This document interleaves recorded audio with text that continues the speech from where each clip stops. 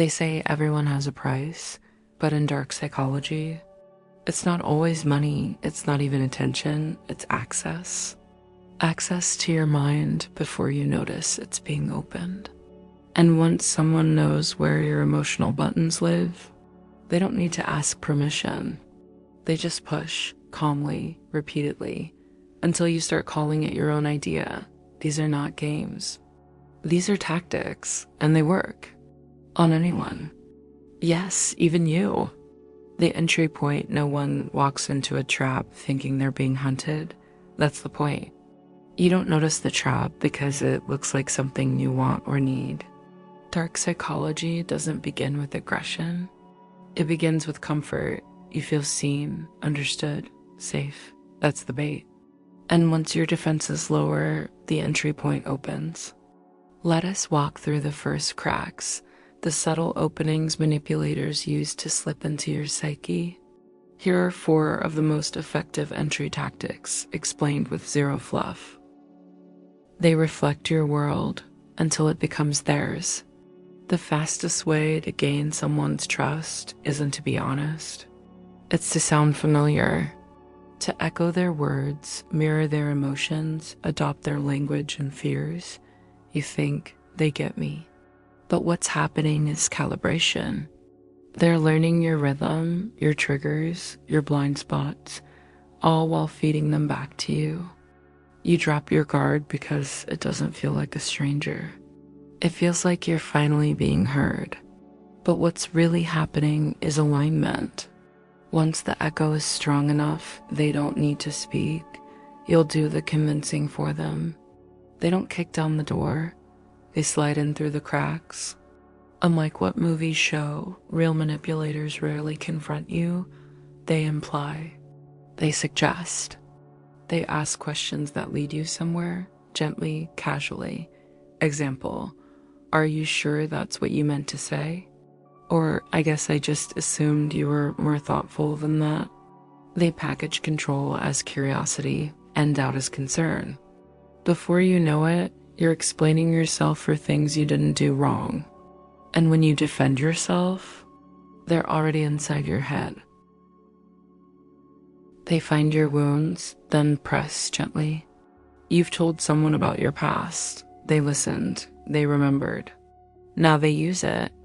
Manipulators spot the stories you tell with emotional charge, breakups, betrayals, failures, and they catalog them. Then, when control is needed, they bring them back. Not cruelly, but deliberately. It's like when you said your ex used to ignore you. I don't want you to feel that way with me. Sounds caring. But it's leverage. Suddenly you're trying to prove you're okay. To show you're not that broken person.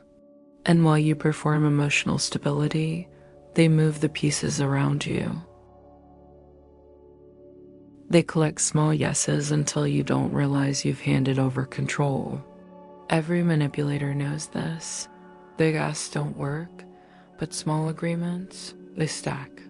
It starts with, do you agree that honesty is important? You nod. Of course. Wouldn't you want someone to be straight with you? Yes again. So if I tell you something hard to hear, it's only because I care. And boom, the trap is closed. You just agreed to accept whatever they say next as truth, even if it cuts, even if it manipulates, even if it's wrong. Because you gave them the permission slip. No one wakes up thinking, today I'll be manipulated. That's why dark psychology works. Because it doesn't knock. It waits, listens, learns, then enters through the first door you forgot to lock. And once it's in, you may not realize anything has changed. You'll just feel more certain, more connected, more sure. But those feelings aren't always your own. Sometimes they're designed by someone who understands one truth, to control the outcome, control the entry. No one wakes up thinking, today I'll be controlled. That's the brilliance and the terror of dark psychology. It doesn't chase you, it waits for you to let it in. And when you do, it doesn't announce itself. It wears your smile. It borrows your tone. It uses your memories, your dreams, your fears, and it convinces you that everything was your idea. Most manipulation doesn't arrive as a command. It arrives as a suggestion, a seed, planted in the warm soil of your insecurities, watered by your need to be seen, fed by your hunger to be understood. And when it grows, it doesn't look like a trap. It looks like clarity. You'll think, I'm doing what's right. I'm finally being true to myself. I chose this. But who gave you that idea? Who set the frame? Who asked the first question that opened the door? Because once you open that door, even just a crack, the rest is automatic. Dark psychology doesn't force. It guides with invisible strings until your mind is no longer your own, but you still believe it is. That's the most dangerous kind of control. The kind that makes you defend your captor. The kind that feels like freedom. There's a comforting lie people tell themselves. I'd never fall for that. I'm too smart. I see through manipulation. But dark psychology isn't designed to fool the ignorant. It's built to deceive the intelligent. In fact, the smarter you are, the easier you are to hack. Why? Because intelligence loves patterns. It craves meaning. It needs to make sense of things. And if a manipulator provides a clean, simple, emotionally satisfying explanation, your intelligence will do the rest. It will build the logic, reinforce the belief, defend the illusion. You will rationalize your own manipulation, not because you're weak, but because your brain is doing exactly what it was built to do. Find order in chaos. Draw maps. Follow signals. Dark psychology just hijacks that process. It doesn't overpower your mind. It partners with it, and then it quietly takes the lead. Let's walk through a scene. You meet someone new. They seem interesting. You talk. They listen, really listen. They ask questions, not invasive ones, just perfectly placed ones. Questions that make you feel seen, heard, valued. They mention something you said earlier, but they say it better, cleaner. You smile, you nod. They understand you. Over time, they share their story. It sounds eerily familiar. Not identical, but aligned. The pain, the struggle, the desires. It's like your lives rhyme. Then a suggestion, a thought, an invitation to think about something differently. You accept it. It feels natural. Then another and another.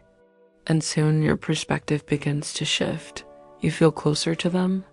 You trust their insight. You seek their opinion. But you don't notice what you've stopped doing. You've stopped checking your assumptions. You've stopped asking questions. You've stopped looking for inconsistencies. And that's when the trap tightens, not with force, with familiarity. Now, when you hear a conflicting idea, it feels wrong, uncomfortable, like betrayal. You no longer follow the truth.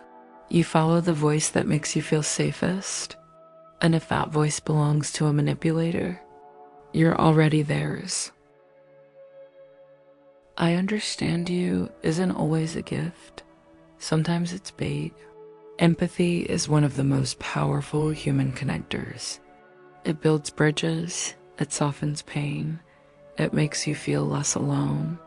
And that's exactly why it's dangerous in the wrong hands. Dark manipulators don't ignore your emotions. They tune into them with precision. They learn the tone of your grief, the language of your trauma, and the timing of your silence. Then they feed it back to you, gently, warmly, strategically, not to heal you, but to own you. When someone uses empathy as a tactic, it feels like love. It feels like kindness, but it's control in disguise. They'll say, I get it. I felt the same. You don't have to explain yourself. I already know. I would never hurt you. I understand too much. And in that moment, your nervous system relaxes. You drop your last defenses and they step inside. not through force, but through trust. They become the voice you turn to when you're afraid, the one who gets it, and slowly they become the only one who gets it. That's not love, that's isolation. Here's something terrifying about the human brain. It doesn't record reality like a camera. It edits. Your memories are reconstructions, not replays, which means they can be altered, not just by trauma, not just by time, but by someone else's words. Dark psychologists know this, and they use it. Are you sure that's how it happened? I think you're misremembering again. You always get things twisted when you're upset. One sentence, one nudge, and your memory shifts. Now you're unsure, you hesitate. You start doubting your own mind, and when you doubt yourself, you reach for the nearest stable voice. Guess whose voice that is? Now they get to tell you what's true. Now they define reality. Now they own the past, and if they own the past, they control the present. This is how people end up questioning their sanity. Not because they're unstable, but because someone intentionally broke the link between memory and meaning. The closer you are to a manipulator, the harder they are to see. Think about this. You don't notice a drop in temperature when it falls 1 degree at a time. You don't feel the rope tightening when it's wrapped gently over days with care. That's how psychological control works. It's not an explosion. It's erosion. And the people closest to you are the most dangerous when they misaligned, because your heart defends them before your logic kicks in. They're just going through something. They didn't mean it that way. I know their heart. And slowly, you start translating abuse into compassion. You convert manipulation into misunderstanding. You justify pain because it came with a soft voice. This is where dark psychology thrives. In the cracks between love and logic, in the moments where you're most human. Most people imagine manipulation like a massive hook in your chest. Obvious, painful, inescapable. But that's not how it starts. It begins with micro hooks, tiny agreements you don't notice. Letting them interrupt you because they seem passionate. Ignoring a red flag because they're just being honest. Saying yes just to avoid making things awkward. These are not just mistakes, they're openings. Little permissions you hand over piece by piece. And every micro permission becomes part of the larger architecture. Soon, they don't have to ask. You pre-approve their behavior. That's the real trick. They don't steal your autonomy. They let you give it away. Guilt is one of the most effective control tools in the psychological toolbox. Why? Because it doesn't require facts. It doesn't need proof. It just needs you to believe you've done something wrong. Dark manipulators know how to summon guilt like a ritual, not through accusation, but through suggestion. I guess I expected more from you. Wow, that really hurt. But maybe I'm just being sensitive. It's okay, I'll figure it out alone again. These statements are not about what happened. They're about how you should feel about what happened. And if you're the kind of person who values empathy, kindness, fairness, then guilt becomes a remote control in someone else's hands. Once you start fixing things that aren't broken, once you begin apologizing for your own boundaries, once you sacrifice peace just to avoid making someone else uncomfortable, you're not living, you're performing. Not for yourself, but for someone who has trained you to fear their disappointment more than your own destruction. You've heard of mind reading, but dark psychology doesn't need to read your mind. It writes it. Before you get there, this is called pre-framing, the technique of planting an emotional context before a situation unfolds. So when it does, you respond the right way. Just so you know, people always misunderstand me. Whenever I open up, people leave. I hope you're not like everyone else. These statements are spells. They cast expectations, they set rules. And suddenly, if you disagree, you feel like you've done something wrong. The worst part? You'll censor yourself before you speak because you've been framed to fear being just like the others. So instead of acting freely, you act strategically, not for truth, for approval. And in that moment, your thoughts are no longer yours. They were pre-written by someone who understood the script of your guilt. Sometimes the loudest manipulation is silence, a pause, a look, a withdrawal. This isn't peace, it's control. If you grew up needing to keep the peace, silence becomes a trigger. It signals danger. It means you did something wrong, even when you didn't. Manipulators weaponize silence like a blade. They go quiet to punish you. They pull back affection to test your loyalty. They disappear until you break, then return with conditions. And you think, I just want things to go back to normal. But there is no normal. There's only submission dressed as resolution.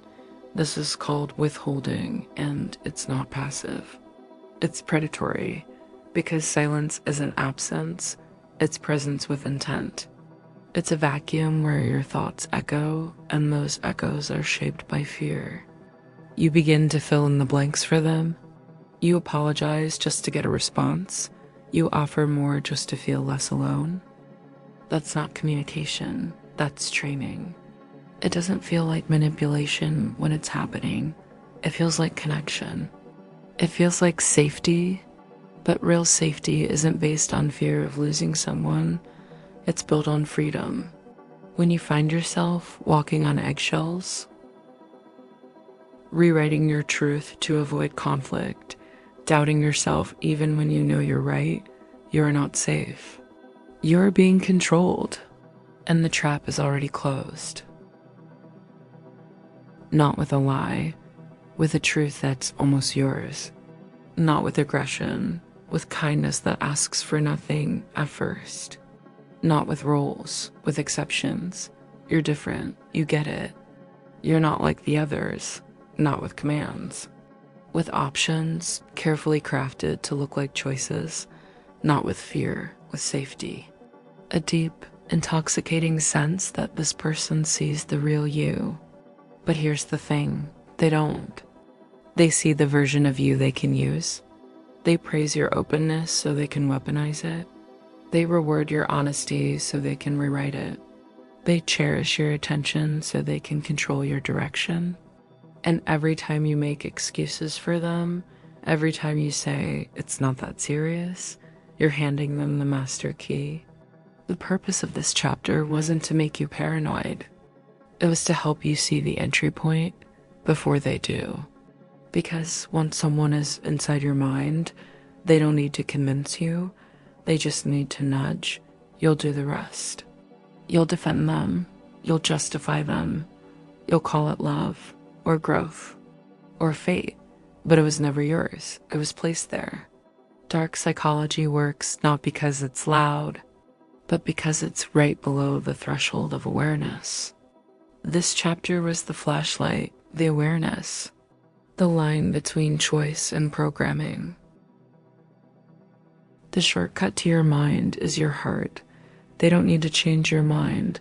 They just need to change your mood. Because when emotions rise, logic drowns. This isn't poetry, it's neurology. Your brain, under emotional pressure, reprioritizes survival over truth. Manipulators know this. And they don't try to argue with you, they try to move you. A little guilt, a little fear, a little hope, a little shame. Suddenly, you're no longer thinking. You're feeling your way toward obedience. You'll hear yourself say, I just felt like the right thing to do. I didn't want to hurt them. I owe them at least this much, but those aren't your thoughts. They're emotional contracts written by someone else. This chapter is about those contracts, the ones you never saw but signed anyway.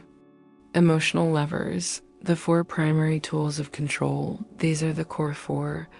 Guilt, fear, hope, shame, used individually, each one can bend your behavior. Used together, they can break your reality.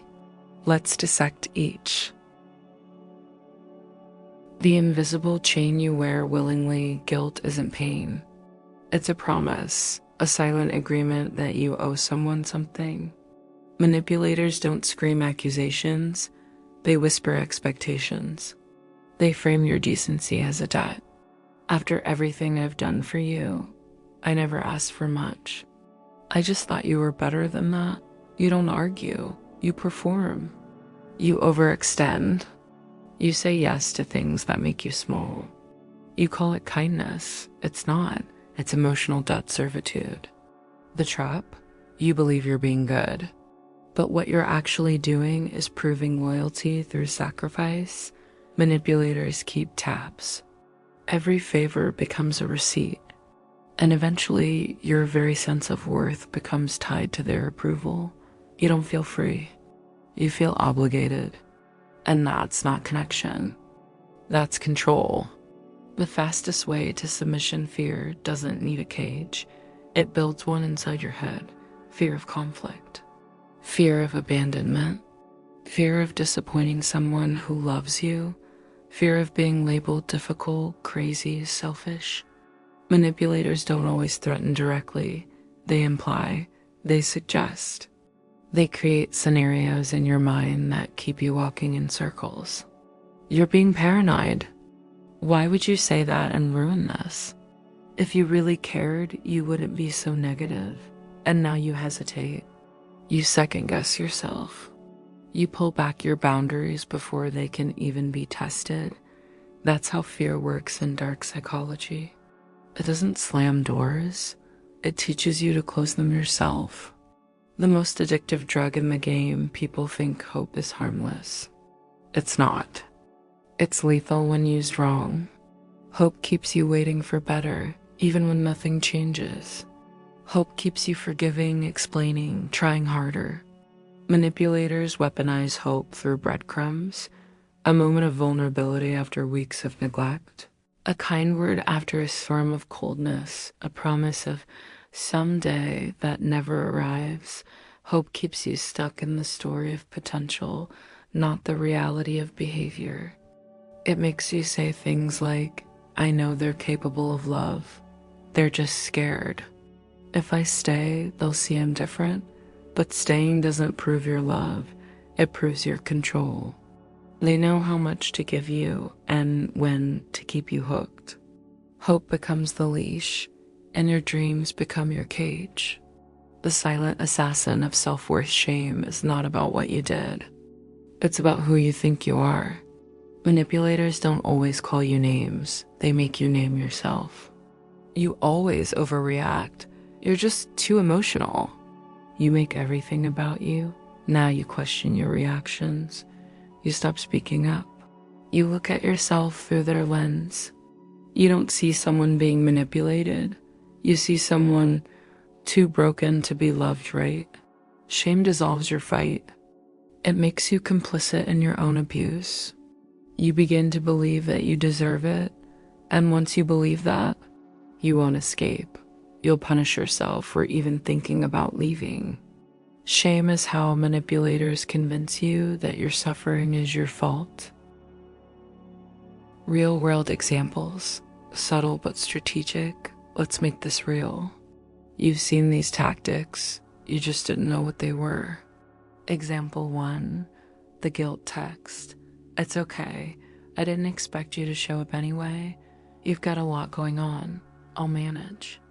They're not stating a fact, they're inviting guilt. Now you reply. Now you over-explain. Now you change your plans to prove them wrong.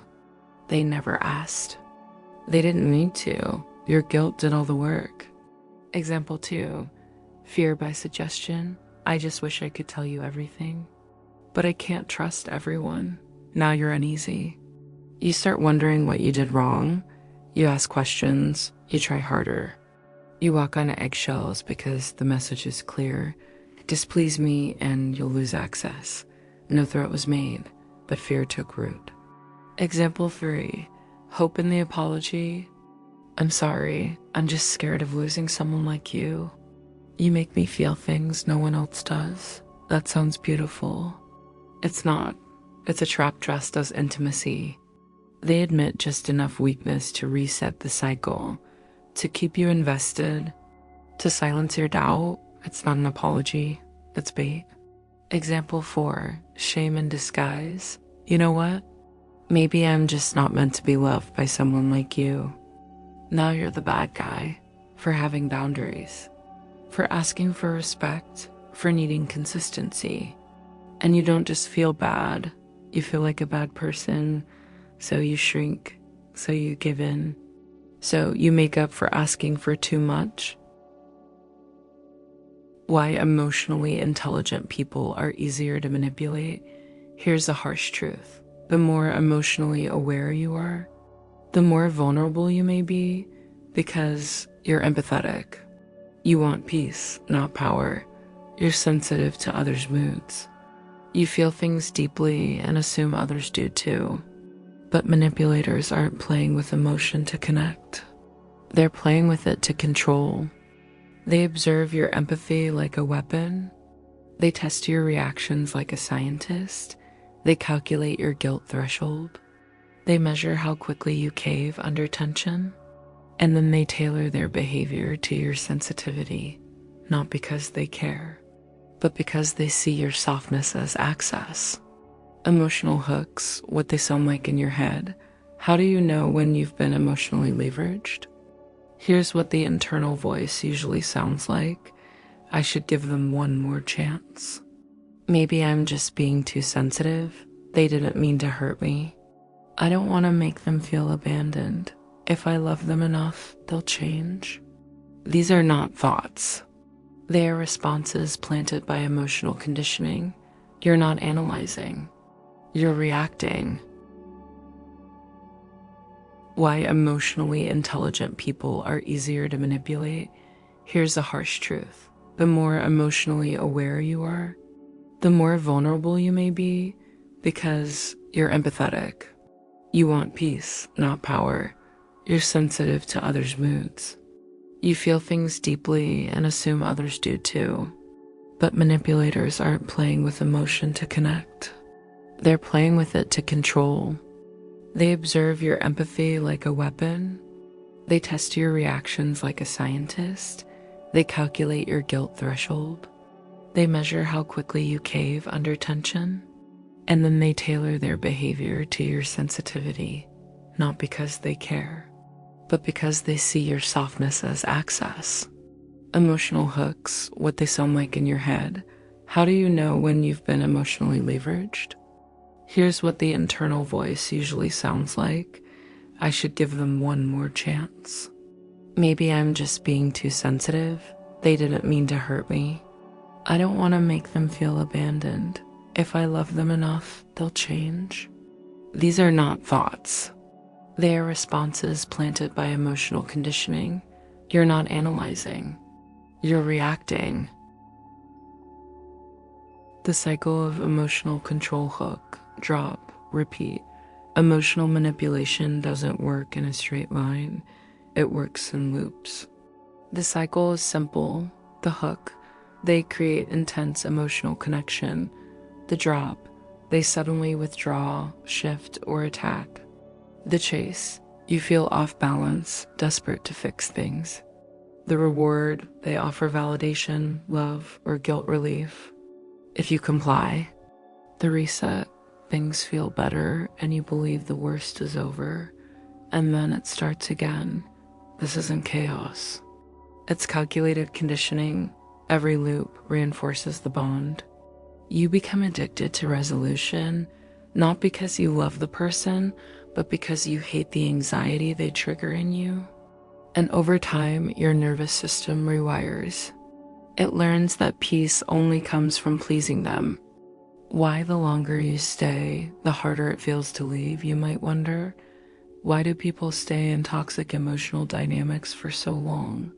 The answer isn't weakness. It's neurological reinforcement. Your brain runs on patterns.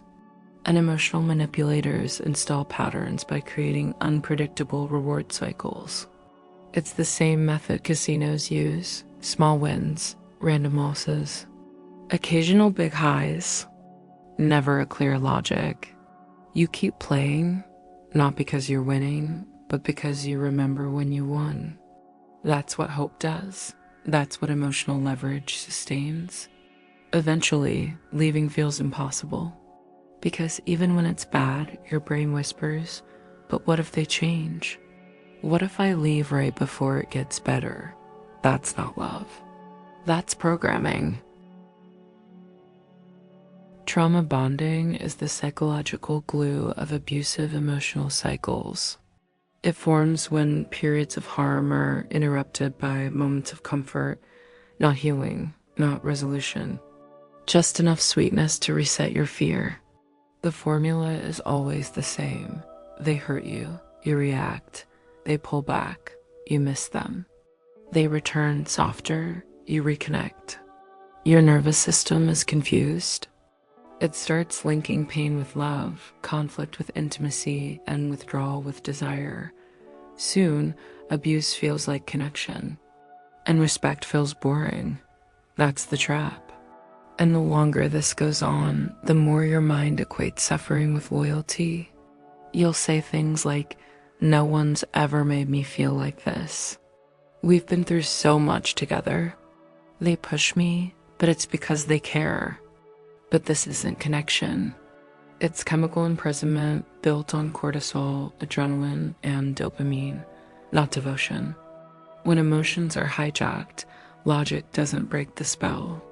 You can read books, watch videos, talk to friends, tell yourself the truth, but still go back, still reply, still hope.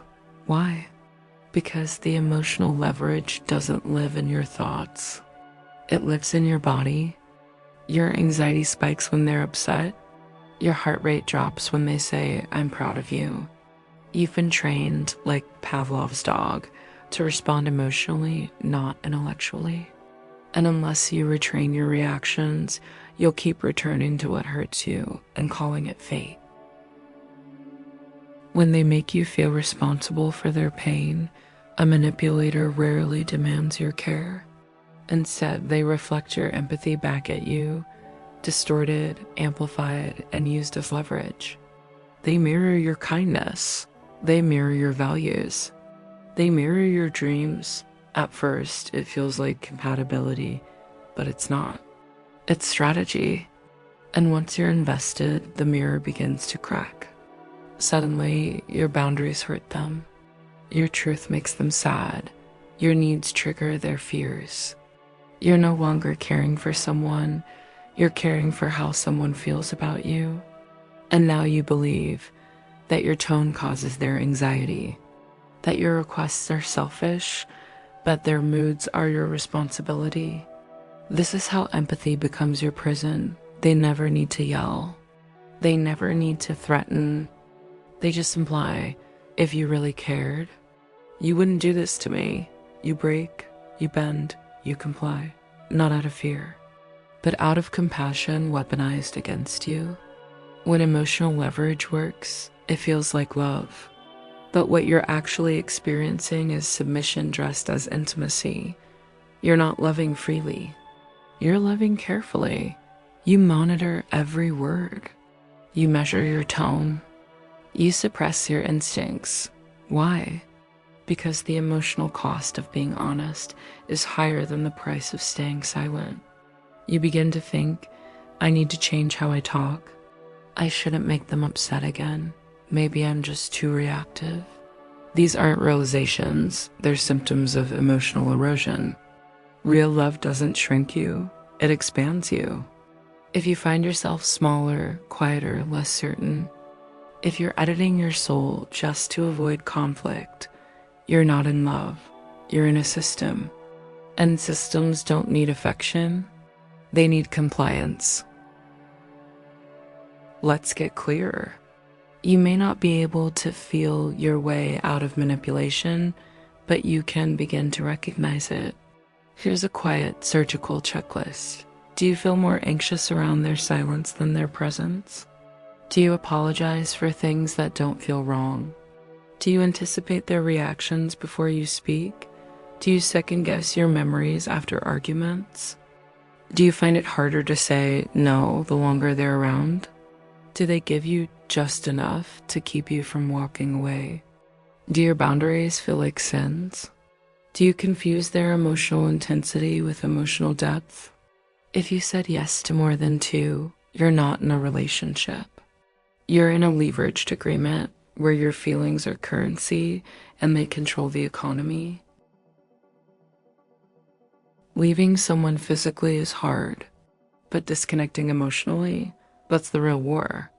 Because even after the phone stops ringing, even after the messages stop, even after you walk away, their voice stays in your mind, in your chest, in your doubts. You still wonder, what if they're suffering without me? What if I gave up too soon? What if they were just broken, not bad? That's emotional residue. The stain of empathy exploited and never returned. But here's the truth.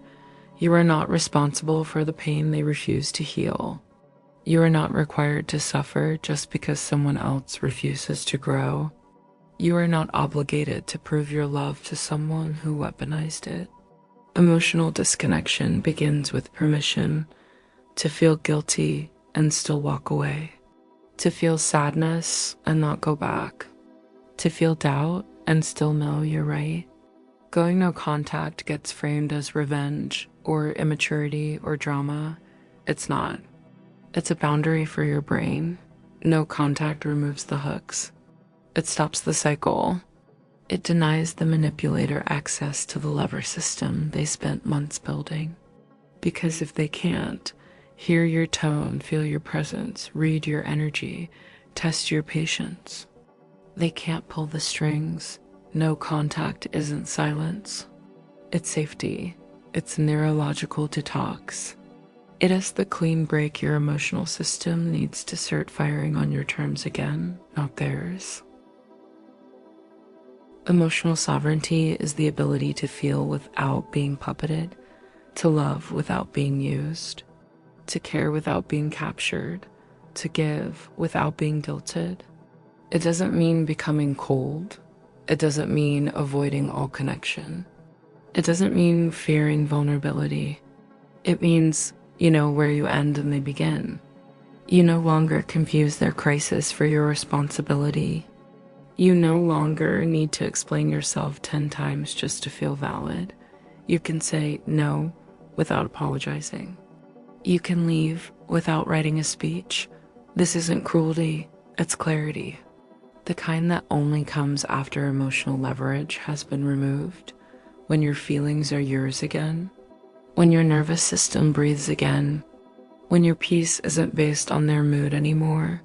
You return to yourself, to your truth, to your unleveraged mind. They got in through your emotions, so that's where the exit must be built.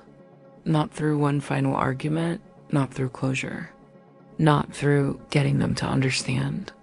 You exit by choosing your feelings over theirs. Not because theirs don't matter, but because yours were stolen first. This isn't selfish, it's repair.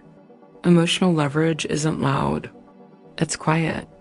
Like a whisper that tells you to stay a little longer, to give a little more, to be understanding. But now you see it. Now you know what it looks like. And now you don't need permission to walk away. You just need to remember what was stolen was yours, and what's yours can be reclaimed. We all want to be seen. We all want to be heard. We all want to be understood.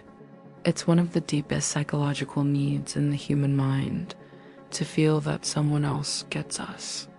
And that's where the trap begins. Dark psychology doesn't start with control. It starts with connection. Not real connection, the illusion of it. They watch, they listen, they reflect. And suddenly you find yourself saying, wow, it's like you're inside my head. I've never felt this comfortable with anyone. You just get me. But they don't get you. They're mirroring you with precision. What is mirroring? Mirroring is when someone subtly copies your behavior, emotions, values, or beliefs in order to build rapport. In healthy relationships, it's unconscious. It's part of empathy and bonding. But in dark psychology, mirroring is a tool, a calculated act used to create trust faster than it should form, lower your emotional defenses, accelerate emotional intimacy, make you feel uniquely understood. And once you believe someone understands you deeply, you're more likely to trust their intentions without evidence. That's the real trick. They don't need to prove they're safe. You'll just feel that they are, because they talk like you, sit like you, love what you love, hate what you hate, and soon they become a reflection of your ideal partner, mentor, friend, or ally, not because they are, because they studied you. Here's the science. Your brain is wired to respond positively to familiarity. If someone uses similar language, shares your sense of humor, mirrors your energy or pace, aligns with your opinions, your mind interprets that as safe, trustworthy, one of us. This isn't logic, it's neural shortcutting. You don't verify their character, you feel it. And that feeling becomes the foundation for obedience later. They don't need to convince you. They just need to be like you. Once the mirroring creates connection, they move to the next step, validation. Validation is how they cement control without confrontation. They say, "You're so smart for noticing that. You're not like other people. You see through things." It's rare to meet someone so deep. These aren't compliments. They're hooks. Because now you're invested. Now you want their approval. And once you want someone's approval, you'll avoid losing it. This is where control begins. They validated you. And now you validate them, even when something feels off. Even when your instincts twitch. Even when the logic breaks. Because their voice has become part of your self-worth. The most powerful manipulators don't just reflect your personality. They reflect your pain. They listen for the things you're afraid to say out loud, the stories you tell with a nervous laugh, the invisible scars you joke about, the moments when your tone shifts or your eyes look down. Then they tell you, "I felt that too. I know what it's like to be ignored. I've been betrayed by people I trusted, just like you." Everyone sees the outside, but no one asks how we're doing inside. And suddenly, your guard drops. Not just emotionally, biologically. Your brain floods with oxytocin, the chemical of bonding. Your nervous system softens. You think, finally, someone who understands me without me having to explain everything. But it's not empathy. It's precision targeting. They don't just mirror your voice. They mirror your wounds. Because that's where your defenses are lowest. That's where your loyalty can be earned with the least resistance. This phrase is a weapon. You're not like the others. At first, it flatters you. Then it isolates you. Because now, you feel chosen. You feel seen. You feel different in the best possible way. And if you're different, they must be different too. You think, finally, someone like me. Maybe we're meant to find each other. But what you don't see yet is this. Now you're playing by new rules. Because if they say you're not like everyone else, then what happens if you disagree with them later? What happens if you say no? What happens if you push back? They won't say you're wrong. They'll say you've become just like the rest. Now you're afraid of losing the special status. Now you filter your truth. Now you self-edit just to stay in the role they gave you. That's not validation, that's behavioral training. Once they've mirrored your wounds and validated your identity and convinced you that you're different, they stop adjusting. You'll notice it. Subtle at first, less listening, less mirroring, less support, Suddenly, you're chasing the feeling you once had. You want them to see you again. You want them to understand again. You want the version of them that made you feel alive, but that version was a performance. And now that you're hooked, it's no longer needed. They don't need to listen. You do. They don't need to adjust. You will. And they don't need to reflect you anymore. Because now you reflect them, their beliefs, their moods, their expectations. You've been emotionally groomed to obey, not with fear, but with recognition, withdrawal. They gave you the mirror, now they take it away. And you break yourself trying to get it back. Real life example number 1, the charmer who just gets you. You meet someone new. They seem to read your mind. You don't have to explain your humor, they match it. You talk about a past betrayal, and they've been through the exact same thing. Your favorite music? There's 2. Your political views? Identical. You think it's like we're the same person, but that's the trick. What's happening is data collection. They're studying you, testing your emotional rhythm, learning what lights you up and what shuts you down. And once they know that, they stop mirroring. They start manipulating. Real life example number 2, the narcissistic partner. In the early days, they repeat your phrases back to you, remember tiny details about your family, agree with your frustrations about exes or parents, tell you, I've never opened up to anyone like this. You feel like this is fate. But weeks later, the mood shifts. Now they're dismissive. Now they criticize your tone. Now they tell you, you're not the person I thought you were. And what do? You chase their approval. You try to be the person they mirrored in the beginning. You work harder, love louder, try longer. But the version they showed you never existed. It was built using you as the blueprint.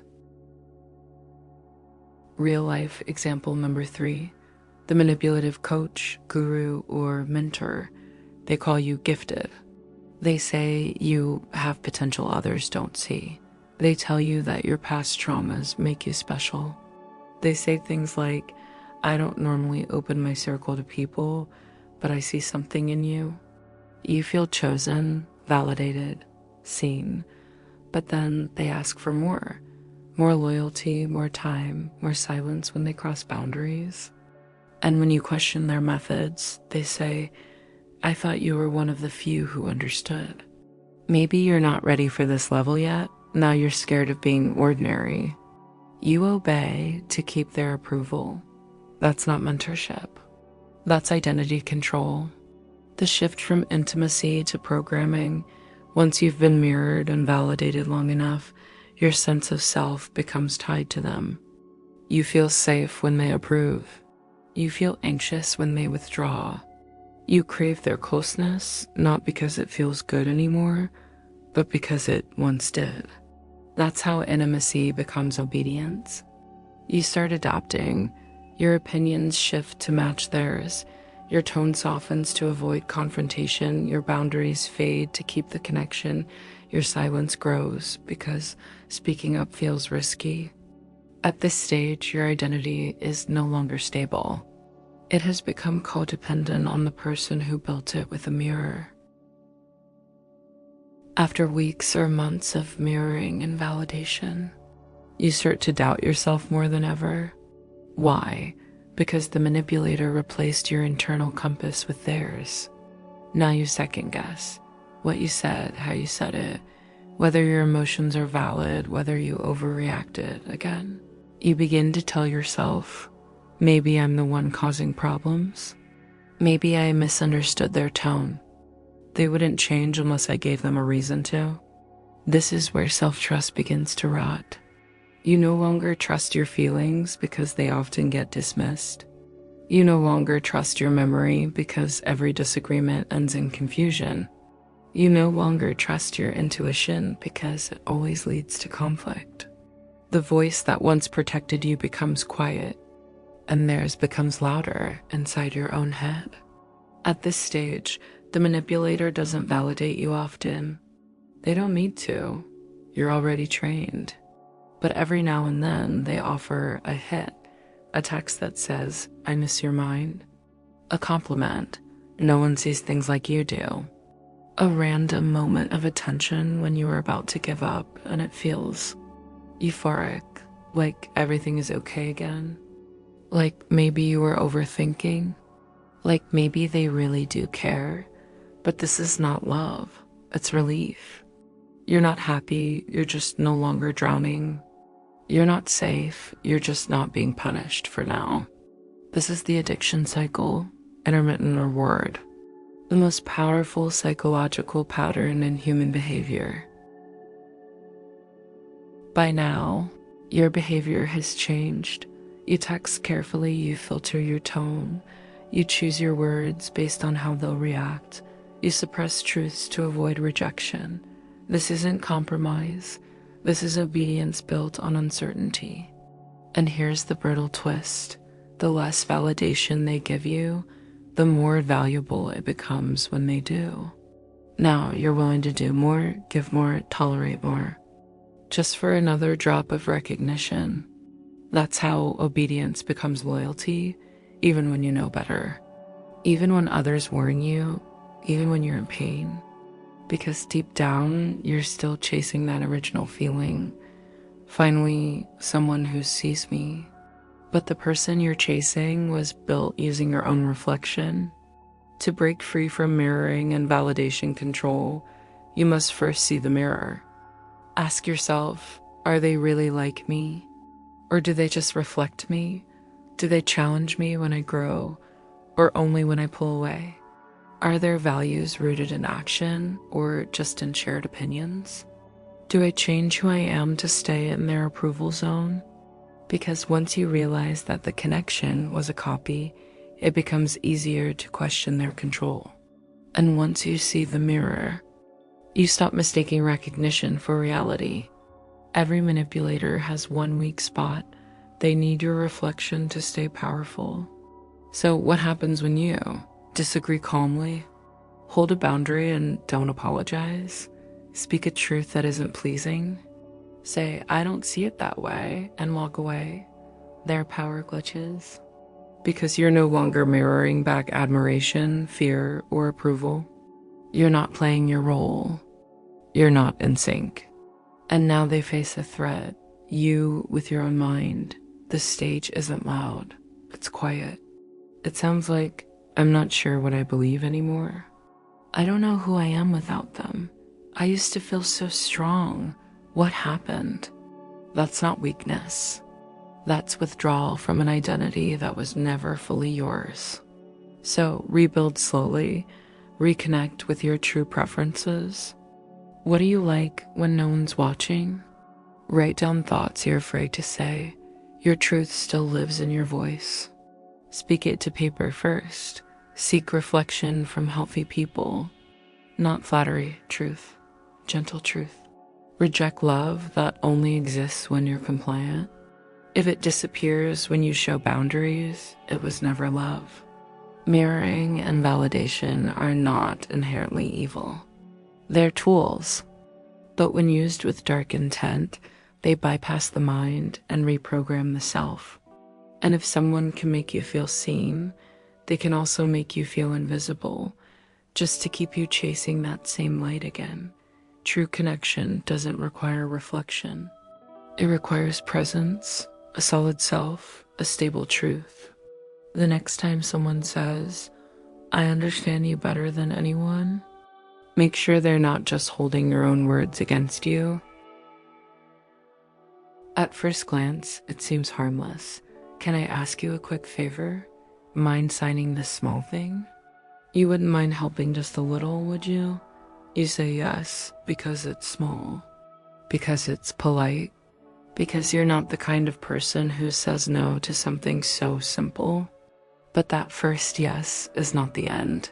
It's the entry point.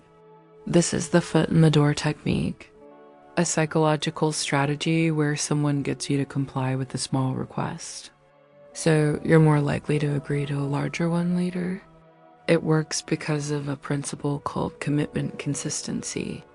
Once your actions say yes, your mind wants to stay consistent with that identity, even when the next request feels uncomfortable.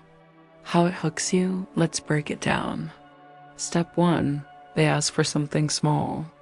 Harmless, innocent, easy to justify. Can you help me carry this box? Would you mind looking over this form? Do you have just 5 minutes to talk? Step 2, you say yes. You feel generous, you feel kind. Step 3, they escalate the request. Now they ask for more, but it feels harder to say no because you already said yes once. You don't want to seem inconsistent. You've mentally labeled yourself as helpful, nice, or committed. This is where the trap tightens. And by the time the final ask arrives, you're already psychologically cornered. Why it works on everyone. The technique works not because you're weak, but because your brain is trying to reduce conflict inside itself.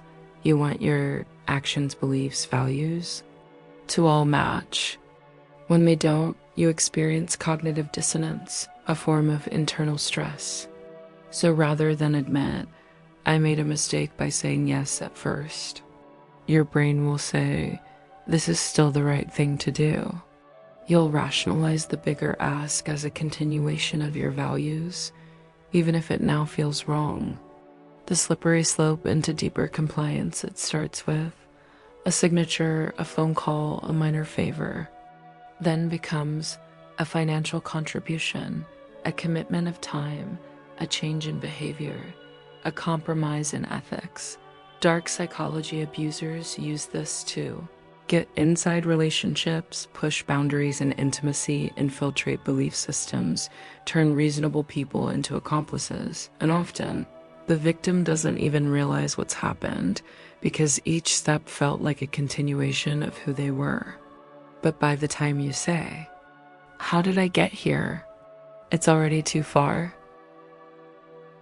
Everything you've just learned can be used against you or by you. They didn't threaten you. They didn't force you. They didn't even lie, not directly. They just slipped in quietly. Through emotion, through attention, through your own agreement. These 4 tactics, simple, subtle, and devastatingly effective, show how manipulation doesn't come through domination. It comes through disguise. Let's remind ourselves, it starts with access. Not to your body, not to your wallet, but to your mind. And the most dangerous part, you open the door yourself. Because it feels like connection, feels like trust, feels like truth. But it's the beginning of obedience. Your emotions, when left unguarded, become levers. They don't need logic to move you. They just need to trigger the right feeling at the right time. Guilt, fear, hope, loyalty, each one a button. And once they know where your buttons live, they don't ask permission. They just push. They don't need to understand you. They just need to reflect you, mirror your pain, echo your dreams, validate the version of you that's easiest to manipulate. And once you believe someone gets you, you obey to keep that illusion alive.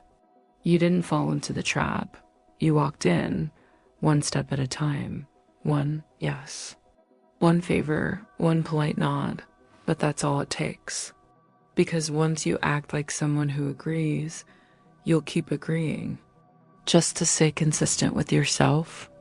And by the time you realize what you've agreed to, it's too late. The truth beneath it, all these aren't just tricks. They're patterns. And they work on anyone because they bypass logic. They bypass resistance. They weaponize what's human. But now you know the map. You've seen how they enter. You've seen how they attach. You've seen how they escalate and how they make you call it your idea. The next move is yours. Now tell us, which of these tactics do you think is the most dangerous and why? Drop your thoughts in the comments.